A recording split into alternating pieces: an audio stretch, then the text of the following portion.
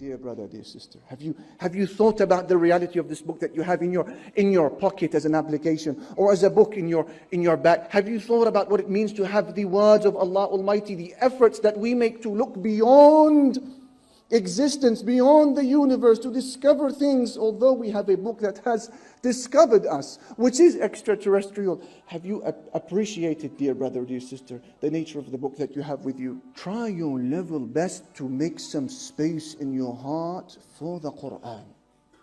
There are locks upon the heart, sins that prevent the heart from benefiting it. The heart is not yet ready for the Quran. There are hurdles, there are obstacles. The same way that light is primarily intended to benefit the eye and sound primarily affects the ear, similarly the Quran is primarily intended to affect the human heart. And that is why Allah subhanahu wa ta'ala chose the heart of a human being as the landing platform of the Quran. Not a mountain, not soil, not a building, a heart of a human being. Allah said, وَإِنَّهُ لَتَنْزِيلُ رَبِّ الْعَالَمِينَ. This Quran is the revelation from the Lord of the worlds. Trustworthy spirit brought it down, Jibreel, upon your heart, O Prophet Muhammad sallallahu alayhi wa sallam. The heart was chosen as the landing platform of the Quran. But if the heart is not ready to receive it, the fruits of Iman cannot grow. You recite and the Quran pushes you further and further away from Allah. Yes, according to the Quran can do that. Take pure water and pour it in an unclean glass, see what happens to the water. And that is why he was wrestled by two angels, as you know, shortly before he became a prophet. As a child, wrestled to the ground, opened up physically, not metaphorically. His heart was removed from his chest. The heart was then opened up. The portion of shaitan, harm, was removed. It was sealed, placed back into his chest. And then he was stitched up. And I said we could see the signs of the stitches on his torso. He needed that type of preparation before the Quran would come to him.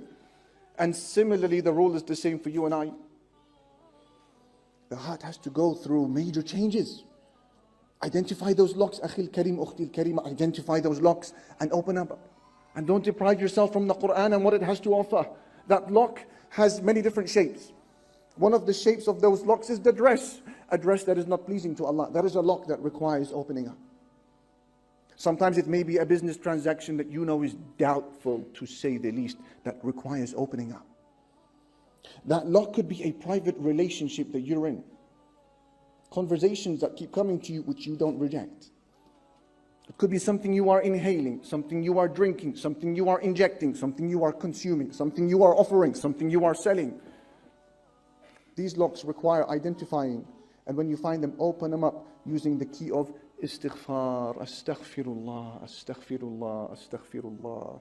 And then watch how the Quran will allow the fruits of Iman to grow in my heart and yours as well. And that is why Imam al-Zarkashi, he said beautiful words in his Burhan, summarizing everything you just heard. He said, realize that the reciter of the Quran can never benefit from the book of Allah, nor will the secrets of knowledge be opened up for him whilst his heart is home to an innovation or a sin that he is insisting upon.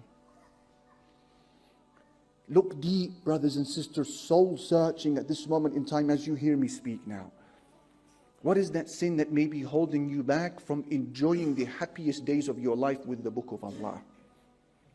It's there. Identify it and open it. Say, astaghfirullah, never again. Make that be your slogan or your motto this evening. Never again. And allow the Quran to do what it is designed to do by Allah subhanahu wa ta'ala upon my heart and yours. Identify the hurdle and remove it.